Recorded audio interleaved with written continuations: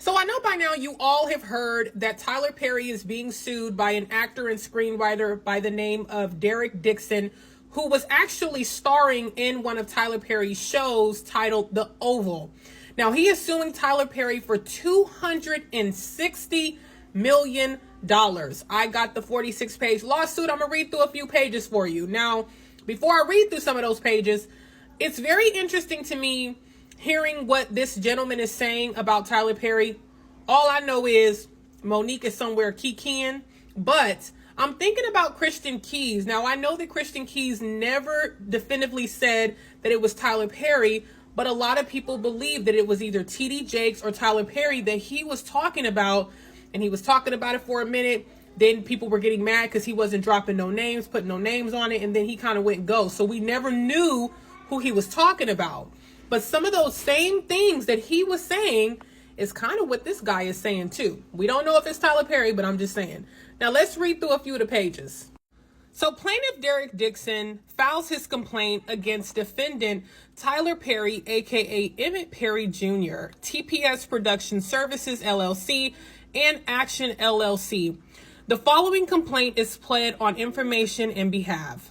The case arises from a sustained pattern of workplace sexual harassment, assault, and retaliation perpetrated by Tyler Perry, a powerful media mogul, against plaintiff Derek DIXON, a professional actor and screenwriter. Mr. Perry is an American actor, filmmaker, and playwright who has built one of the most successful careers in the film and television industry. Mr. Perry took his success and power and used his considerable influence in the entertainment industry to create a coercive, sexually exploitive dynamic with Mr. DIXON, initially promising him career advancement and creative opportunities such as producing his pilot and casting him in his show, only to subject him to escalating sexual harassment, assault, and battery and professional retaliation when Mr. DIXON did not reciprocate Mr. Perry's unwanted advances. These events occurred while Mr. DIXON was employed as a series regular on the Tyler Perry show, The Oval, and while Mr. Perry held direct control over his employment, compensation, and creative opportunities. Tyler Perry rose against all odds to become one of the most powerful figures in the entertainment industry. His success story, once a symbol of perseverance and self-made achievement, has now become a cautionary tale of how unchecked power, wealth, and influence can corrupt those who attain it. Among other contracts, Perry received a lucrative multi-year partnership with Oprah Winfrey Network, and his net worth tops $1.36 billion. Tyler Perry's rise to fame and fortune elevated him from a powerless victim to a figure of tremendous wealth, influence, and power, culminating in the ownership of his own film studio. Rather than using his influence responsibly, Tyler Perry has engaged in a pattern of misconduct where he exploited his position of power.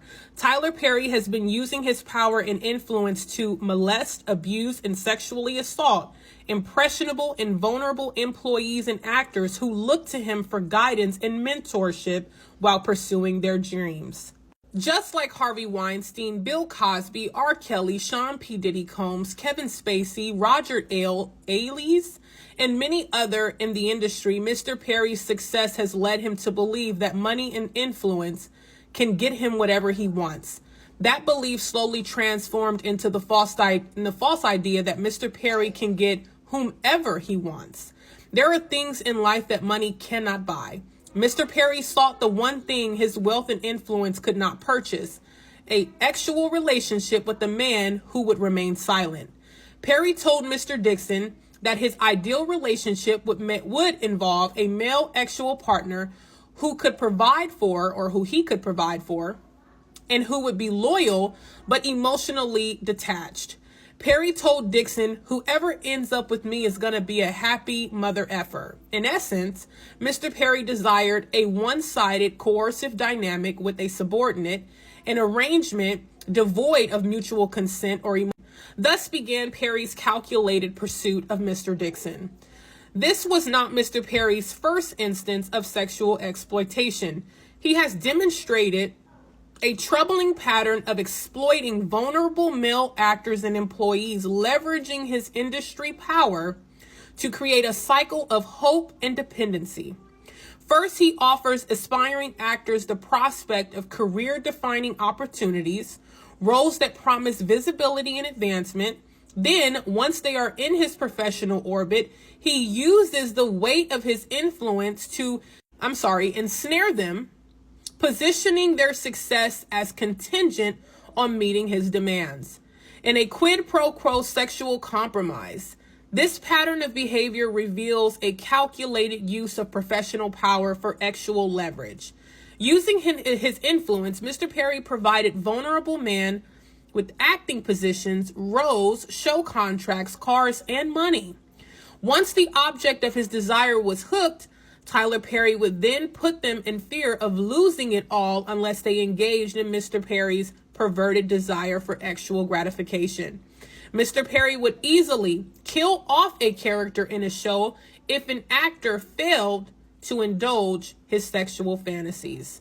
Y'all, this is absolutely crazy.